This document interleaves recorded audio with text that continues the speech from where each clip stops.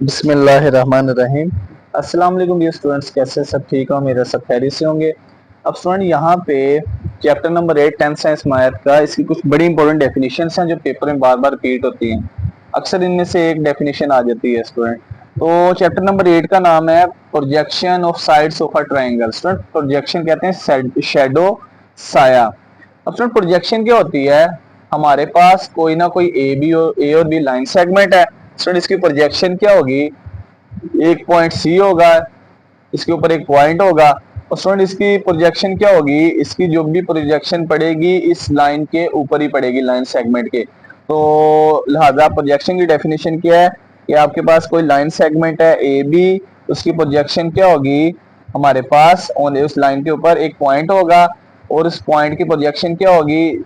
जहां से वो पॉइंट है हमारे पास उसकी प्रोजेक्शन पड़ेगी उस लाइन पे, उसको हमने डी पॉइंट का नाम दे दिया। तो किसी पॉइंट की प्रोजेक्शन क्या होगी ऑन अ लाइन सेगमेंट पे? Is the foot of perpendicular. Foot of perpendicular क्या होगा? जहां पे वो परपेंडिकुलर ड्रा होगा और वो जो पॉइंट है दूसरा जो एक ही मदद से बनेगा उसको कहेंगे फुट ऑफ परपेंडिकुलर। और फुट ऑफ परपेंडिकुलर किसके दरमियान ड्रा होगा? उस पॉइंट के दरमियान और उस लाइन सेगमेंट पे। तो लिहाजा छोटी सी डेफिनेशन है, the projection of a given point. ये भी लाइन सेगमेंट थी, एक पॉइंट था सी।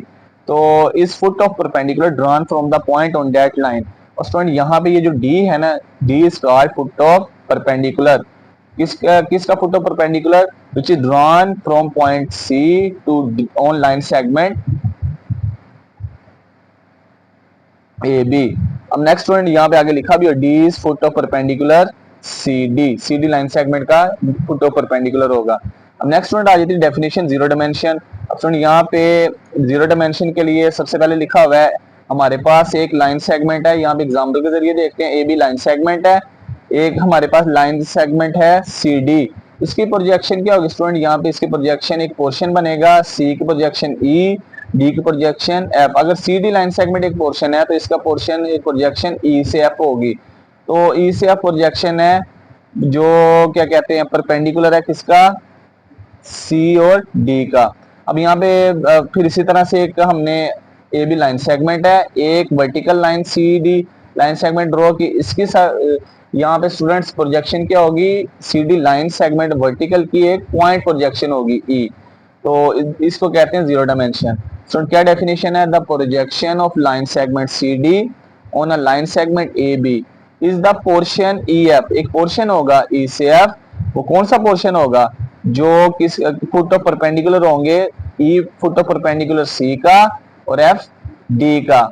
इस तरह से अगर स्टूडेंट एक वर्टिकल लाइन होगी, होwever हम projection line vertical line segment C D की प्रोजेक्शन ए बी पे, जो सी डी की वर्टिकल लाइन की प्रोजेक्शन होगी स्टूडेंट वो ए बी पे एक पॉइंट होगा और इसको हम क्या कहेंगे? Zero dimension. यहाँ सिंपली स्टूडेंट आप ये कह सकते हैं, अल्टरनेट डेफिनेशन भी है कि एक पॉइंट की जीरो डायमेंशन कब होती है? ना स्टूडेंट उसकी लेंथ हो कोई, ना उसकी कोई हाइट हो, ना विड्थ हो, ना वॉल्यूम हो, कुछ भी ना हो। सिर्फ उसकी प्रॉपर्टी क्या है कि हमें सिर्फ ये पता हो कि ये पॉइंट कहाँ पे है। जी इसको कहते हैं जीरो डायमेंशन। मिसाल के तौर पे स्टूडेंट यहाँ पे आपको जीरो डायमेंशन इस तरह से कह सकते हैं कि जिसकी कोई लंबाई ना हो, कोई चौड़ाई ना हो, लेकिन सिर्फ उसकी प्रॉपर्टी ये लोकेशन हो इस जगह पे, लेकिन एग्जैक्ट हमें कुछ पता ना हो, इसको कहते हैं जीरो डायमेंशन। अब नेक्स्ट स्टूडेंट आ जाते हैं इंपोर्टेंट शॉर्ट क्वेश्चन है right types of angles. Angles student तीन टाइप्स हैं।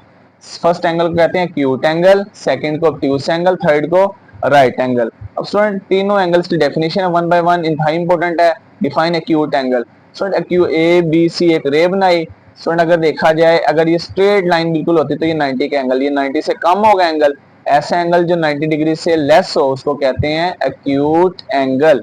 तो यहाँ पे एग्जांपल है यहाँ पे कि ये जो बी का एंगल जो भी बनेगा ये एक्यूट होगा क्योंकि ये 90 डिग्री से कम होगा। अब नेक्स्ट स्टूडेंट ऑब्ट्यूस एंगल क्या होता है? ऐसा एंगल जो 90 डिग्री से ज्यादा हो। The angle which is greater than 90 degree is called obtuse angle. अब मिसाल के तौर पे एबीसी रे है, तो अगर आपसे पूछा जाए बी और सी के दरमियान जो एंगल बनेगा वो 90 से कम होगा या ज्यादा? स्टूडेंट यहाँ पे देखा जाए अगर स्ट्रेट लाइन हो तो 90 डिग्री का एंगल, अगर स्ट्रेट लाइन से पीछे कोई भी एंगल बनेगा वो 90 से कम होगा, स्ट्रेट लाइन से आगे जाएगा तो 90 से ज्यादा। तो लिहाजा ये स्ट्रेट लाइन से आगे है तो ये एंगल 90 डिग्री से ज्यादा होगा। तो एंगल 90 डिग्री से ज्यादा उसको कहते हैं ऑब्ट्यूज एंगल। तो यहाँ पे लिखा है here angle B is obtuse angle. Right angle क्या स्टूडेंट, राइट एंगल ऐसा एंगल होता है जो 90 डिग्री का हो। तो स्टूडेंट अब यहाँ पे स्ट्रेट लाइन है बिल्कुल, तो ए बी सी रे के दरमियान, बी और सी के दरमियान जो एंगल बनेगा वो 90 डिग्री का होगा, इसको कहते हैं राइट एंगल। चैप्टर नंबर 8 की डेफिनेशंस कंप्लीट होगी, वेरी इंपॉर्टेंट है, पेपर में बार बार आती हैं। तो मिलते हैं एक नई वीडियो के साथ, तब तक अपना ख्याल रखिएगा, दुआ में याद रखिएगा। अल्लाह हाफिज।